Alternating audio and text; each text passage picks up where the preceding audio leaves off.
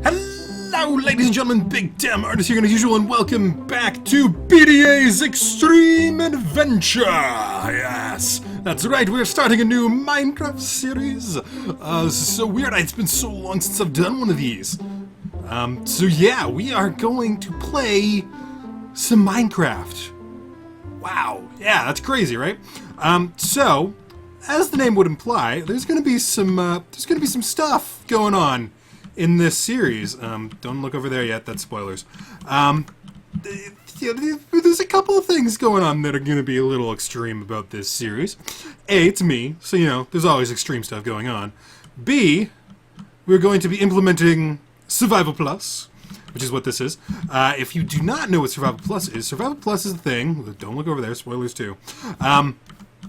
Survival Plus is the thing that I built because how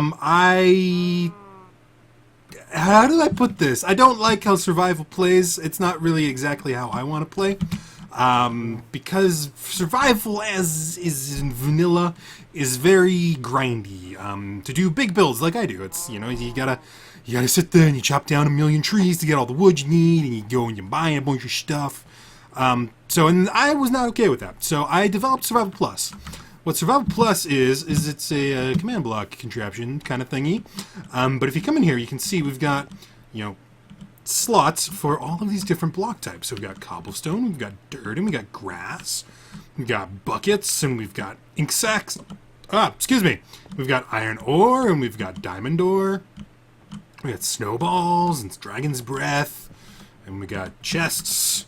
If we come upstairs, we've got, what do we got? We got cobwebs and gunpowder and saplings and logs and leaves and flowers and seeds and pumpkins and all the things is what I'm getting at here. All of the things. So basically what I've tried to do is I've tried to meld sort of exploration and building. So how this kind of works is that it gives you the impetus to go out and explore the world, because you have to find one of each of these kind of blocks. So one of each of these. So you have to find at least a piece of leather, and then bring it back here, and you plunk it into this item frame, and then that'll unlock leather for you. And then this sign will get replaced with a button, and you can hit the button, and it'll give you an entire stack of leather. And you can just spam that, and you just get so much leather. Get all the leather. Or cobblestone, or whatever. So it's kind of, it's my attempt to meld kind of the desire for exploration and the desire to remove grinding. So yeah, that's how that all works. This is the redesign. I made one for 1.8, which, if you remember way back when, it looked different. This is the one that I've rebuilt in the last couple days here for 1.9, specifically for this series, because we are in 1.94, as you can see up here. There we go. Yeah, so this is all 1.94. I kind of use this as my little, like, intro project to 1.9 command blocks to try and figure out how they all work, so that when I go and do more complicated stuff with more maps and stuff like that in the future, I kind of know what I'm doing with the command blocks. And I think I've gotten a pretty decent grasp on them. Starting to, at least. This thing isn't horribly complicated, so it's just mostly a lot of grindy stuff, of duplicating all of this. The giant command block structure for this is buried in the middle of a mountain somewhere over that way. That's one of the things that I kind of wanted to do with the 1.9 version, is that this building is actually completely separate from all the command block stuff. It's all running off of armor stands and relative locations and stuff. So you can have, as long as all the command block stuff is within a loaded chunk, you can have it pretty much anywhere you want it, in a spawn chunk, basically. And then this can be wherever you want it in the world. It just so happens that I wanted to have this pretty close to spawn anyway, so it's only like, you know, maybe 100 blocks that way or something like that. I can't remember exactly. It's a little weird to get things in MC Edit. Anyways, so that is going to be one of the things that's going to be going on with the BDA's Extreme Adventure! The other part of it is that if you come over here, you can see, kind of looks like just normal-ish terrain over here, and then it goes down. It goes down, and down, and it goes up, and up and up. Yes, we are playing in a customized generation. It's not the extreme like preset. This is kind of a custom thing that I messed around with the settings for a while. Basically, I was trying to get terrain from the world height. So like if we come up here, you can actually see that this goes all the way up to 250. I tried to keep it like at least a couple blocks from the top, so we have a little bit of room to build, but the world generation settings are a little finicky, and it's kind of hard to get that kind of delicate balance to things. So it's close. It's not exactly on the mark. Like you can see all these trees get cut off up here. So yeah, well, whatever. It's really big. And then yeah, it goes all the way down. I think the ocean is set to like 30 blocks or something, like y equals 30. If we come down here, yeah, y equals 30. There we go. And you can actually see, if you like look down, you can't really see it, but it's like basically you hit the bedrock at the bottom. So, oh God, it's so pretty. This is a thing that I've been wanting to do for a very, very long time.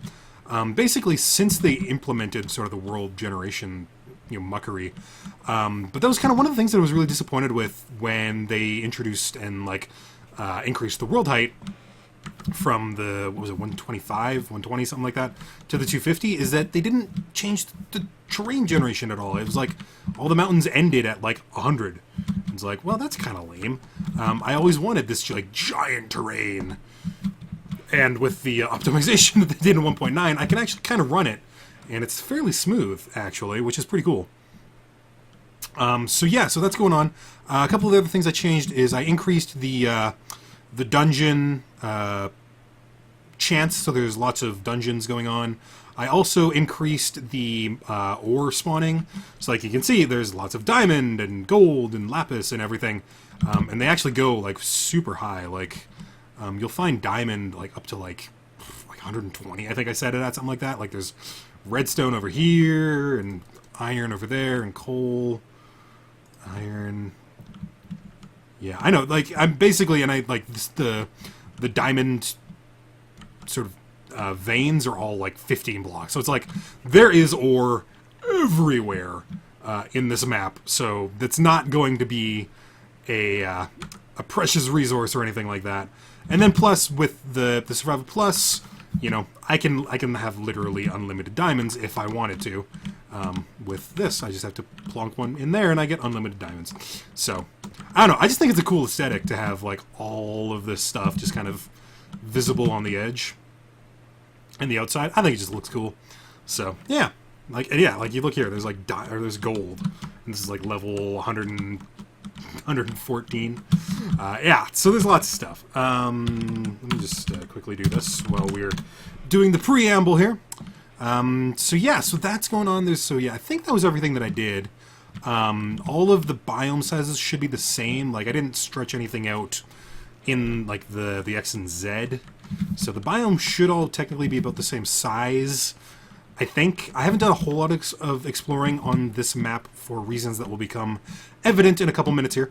So I kind of got a general idea of what the terrain looks like in a couple different biomes, just to make sure that it was something that I wanted to play in, something that looked cool.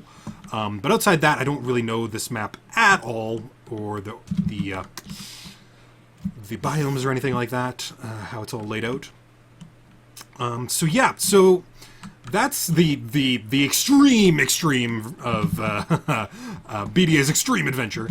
The other thing is that since, I'm not exactly sticking to vanilla survival here, we're also going to sort of, and I should say, I don't really know what this is going to look like yet exactly, but I'm hoping to sort of incorporate, oh man, there's a giant forest fire going on down there. I'm also going to try to incorporate sort of little command blocky type things. We'll do a little bit of redstone-y stuff as well, but like more command blocky type stuff.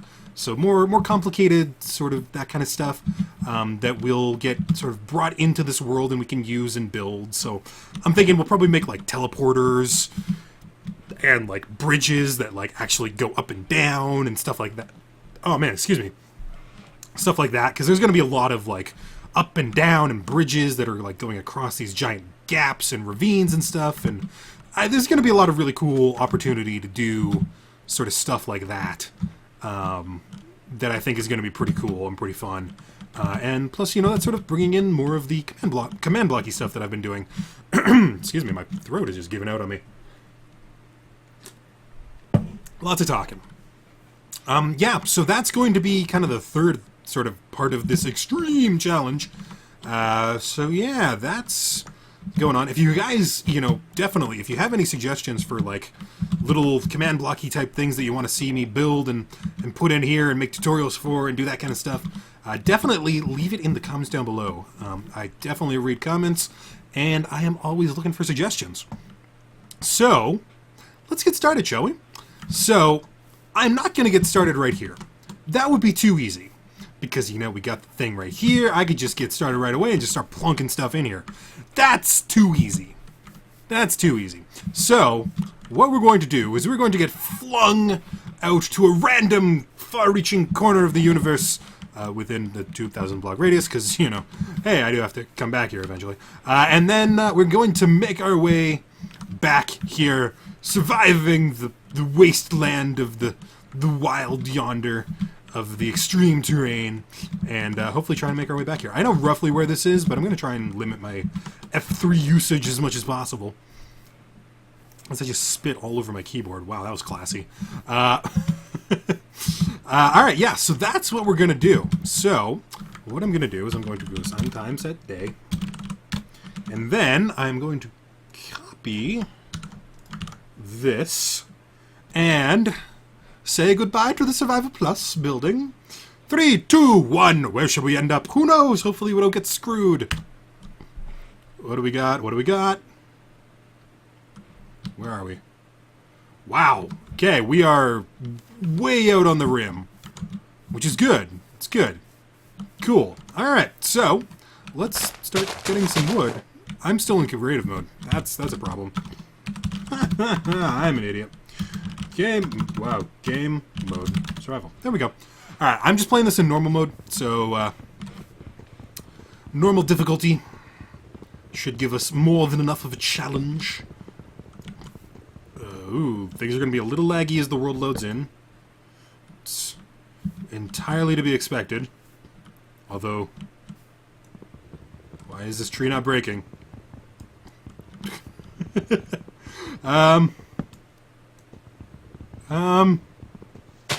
Okay. What is wow. Wow, lag.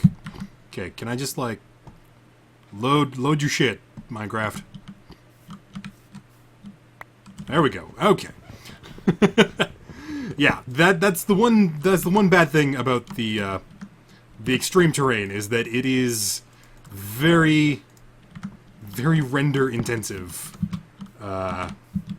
in terms of creating terrain. But once it's generated, it's usually not too bad. So let's talk about some stuff, shall we? That's kind of what this series is going to be. It's been a while since I had just kind of a... Why are we at right now? Okay, we are above the world. That's why.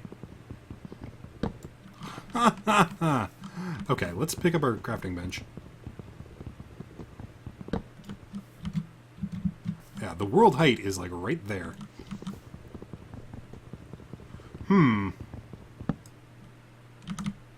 Yeah, okay, this is a lot more lag than I was expecting, to be honest. Yeah, well, we'll deal with it. Anyways, like I'm saying, it's been a while since I've had a series where I can just kind of like chat and talk to you guys and sort of, you know, talk about stuff. Okay, there we go. Let's make our way down a little bit. Maybe that'll help reduce some of the... Oh, God. Let's reduce some of the lag a little bit, maybe. Oh, jeez. Oh, shit! This is gonna go amazingly, I can tell already.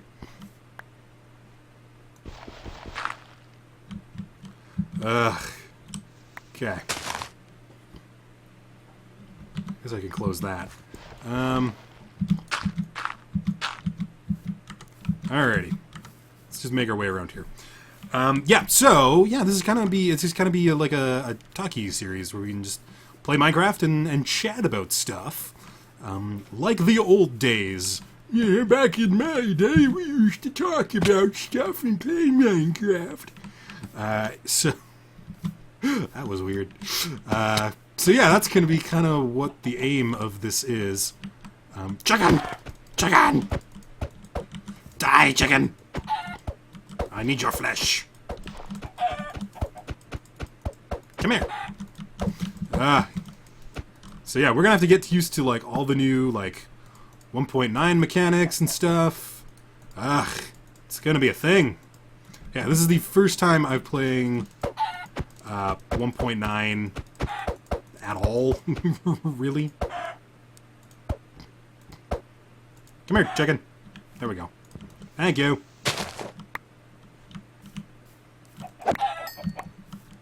Nice. Come here. So yeah, so in terms of regularity of episodes, probably not so much with the very often, primarily so I don't get burnt out, as, you know, as is wont to happen with these sorts of series. Hey, see? All's better. As is wont to happen with these sorts of things, but also because I'm not going to have a lot of time coming up in the future here to sort of work on stuff and do LP type things for reasons that I have not yet talked about with you guys. So let's kind of get into it, I guess. I'm going to try and aim for about half-an-hour episodes like I usually do. It's kind of seems to be a good length for stuff that I've been doing lately, so I'm going to try and stick with that. So, yeah. Life and things. So, if you guys haven't noticed, things have been a little topsy-turvy with the channel as of late.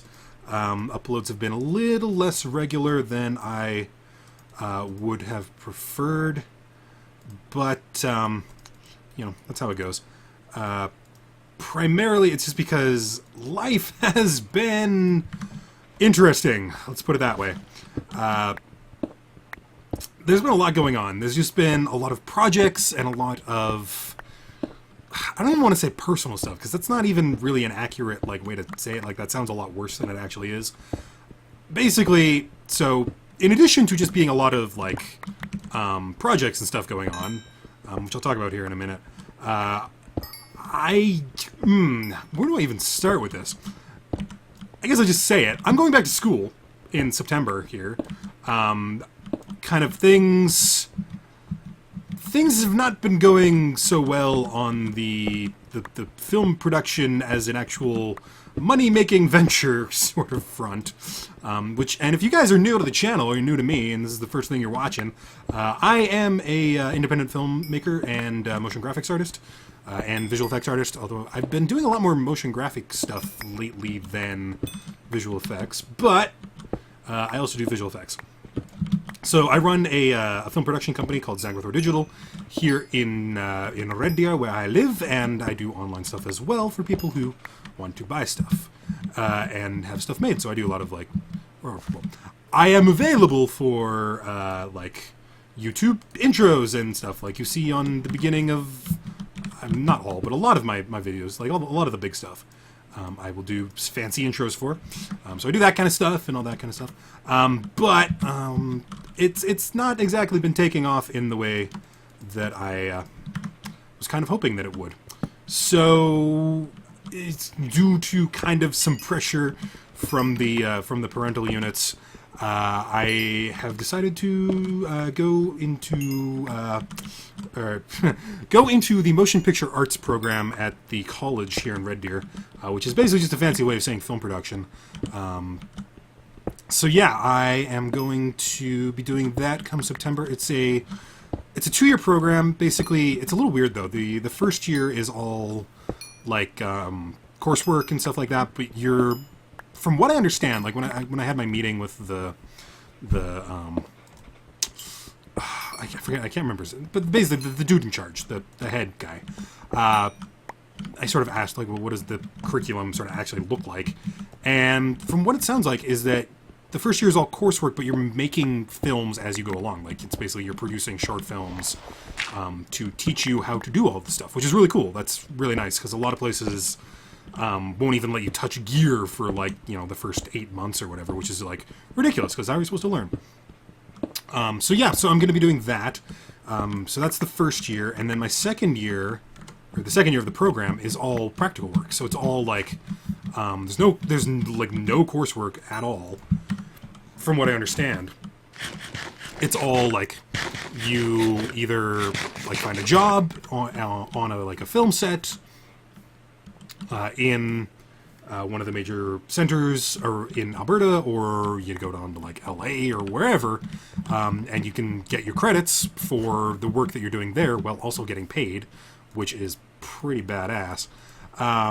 Or you can use the resources that the school has in terms of equipment and make your own films, and you will get credit for that towards your second year, and then that goes towards getting your actual I think it's diploma. I can't remember what you actually get at the end of it. I do know all of this. Okay, here's the thing. I'm coming off of like an all-nighter right now. It's like 10:30 in the morning. I have been up since like 10 o'clock yesterday, so like almost, no, it would have been like 9:30 yesterday, because yeah, something like that. I don't know. It's been more than 24 hours, let's put it that way. So my brain is a little not all here right now. Which is to be expected. Is there a sheep around here anywhere? Nope. Shotgun! I need your flesh. Give me your flesh. Come here. Thank you. I guess I'm gonna have to get used to not spamming, because spamming doesn't actually help in 1.9, I don't think. I think you have to actually like time your swings with the little like timer thing. Yeah, it's all so weird. It's all so new, man. It's weird. I don't like it. Actually, I shouldn't say that. I have no idea. I might like it. Who knows? We'll find out. Yeah, so yeah, I'm going to be going back to school, which is weird. It's not something that I was ever expecting that I was going to do. But you know, life is weird, and here we are. So that is going to be consuming a significant amount of time come September, because, hey, school. And that all happens during the day, and the only time that I have to record when I have the house to myself is during the day. So I don't actually know what my schedule looks like. Like, it might be classes only like 3 days a week or something like that. I don't know. Yet. I should be getting all of that sort of information in the next couple weeks. So, yeah, things are a little up in the air in terms of what the channel is gonna look like. Okay, that's the moon. It's like, why is there another sun rising? Yeah, so I'll definitely keep you guys in the loop in terms of what the future is gonna look like when it comes to that. But yeah, I'm still a little unsure right now, so I'm kind of playing things by ear. But it's good. I'm excited.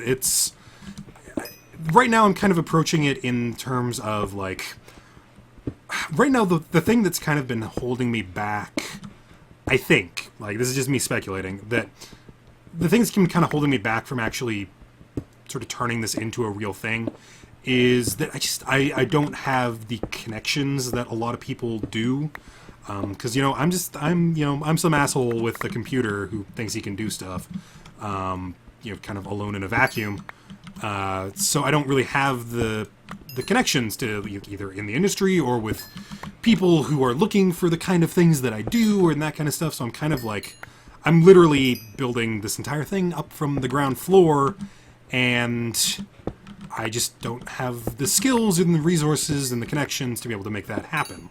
So, hopefully, going into a program where I'm going to have, you know, sort of direct access to people who do this as an actual career, and who, you know, are on the lookout for people to, you know, hire or give money to make movies or whatever, that kind of thing, I think is probably only going to help me. And plus, you know, I mean, the reality of the situation is that the schooling that I did do, because I did 2 years in Vancouver at Vancouver Film School, but that was all visual effects oriented. That was all like 3D programs and compositing and all that kind of stuff. Like, I never went to school to learn how to make movies. I went to school to learn how to do visual effects, which is different. And all of like the actual filmmaking, Mickey type stuff that I know how to do, that's all self-taught. That's all stuff that I've learned by, you know, reading and learning and watching movies and other people talk about making movies and all that kind of stuff. So yeah, that's kind of be cool. It's gonna be interesting. It's gonna be helpful, I think, to have at least, you know, even if, God forbid, the coursework itself doesn't give me something, being in a creative atmosphere again, because right now I am very much in a vacuum. Like, I go to my retail job and then I come back home and I sit in front of my computer and I work on my stuff. And that's basically my life. That's about all I have. All of my sort of creative mojo, if you will, is very, very much self-driven. And when you're working in such a artistic medium and an artistic sort of field, and I mean, obviously, this depends so much on the person, but for me specifically, I know that I got a lot of energy from being around people who were doing cool stuff when I was in Vancouver. Like with classes and stuff, with the schoolwork, you're constantly surrounded by people doing really, really cool stuff. Whether that's your instructors or your classmates or whatever, there's just always inspiration at hand, which is just not something that you really get when you're, you know, an island in the middle of an ocean. So I think that'll be really cool again, is to be kind of in that kind of environment where that kind of thing can happen again. And also just, you know, having a piece of paper with my name on it that says, yes, I have been taught how to do this stuff. I have been taught by people who you seem to believe can do this, so therefore I should be able to do this as well. Which, I mean, really, that's all any diploma or certificate really is. I need some wool and I need some iron. Yeah. I'm not entirely sure how much sort of playing I'm going to do off camera. I want to try and... I'm not sure. I think a lot of it's going to depend on what we sort of end up doing. Because I wouldn't mind being able to have like a bed and stuff just for the start of next episode so that we can actually start like moving forward and adventuring towards, you know, the Survival Plus building. But I also, you know, want to make sure that you guys, you know, don't feel like you're getting cheated out of content. So, if you guys have any preferences, definitely leave it in the comments down below, and I will consider it. Lastly, just before we end off here for today, if you guys are wanting to play the Survival Plus, I will be releasing a public version of the 1.9 building and command block structure. I just got to do a little bit more tweaking. I want to do I got to bug check a couple things because I think everything works okay, but I got to double check some stuff. And there's also like one or two other things that I want to add for the public version before it gets officially released and all that kind of stuff. Just, you know, little wish list things. Because I was rushing to get it finished for today because I had today to record.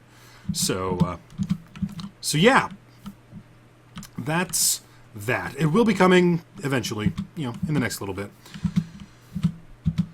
So yeah, man, I did not get a chance to talk about nearly everything that I wanted to, but that's okay. That's good. That's fine. That means we'll have plenty to talk about next time. So yeah, moral of the story is I'm going back to school. That's weird. but I'm excited. Yeah, so we will talk about projects and life stuff and things to look forward to in the future next episode. Come here, chicken. Let's kill some more chickens. There we go. So anyways, thank you guys for watching BDA's Extreme Adventure, Episode 1. Let me know what you think. If you guys want to see more of this, if you guys are excited, because I'm excited. I'm glad to be back in Minecraft, man. It's been a while. It's going to be fun. I'm looking forward to all the 1.9 stuff. Anyways, I'm going to stop rambling. Thank you guys for watching. I'm a Big Damn Artist. I'll see you guys next time. Bye, guys.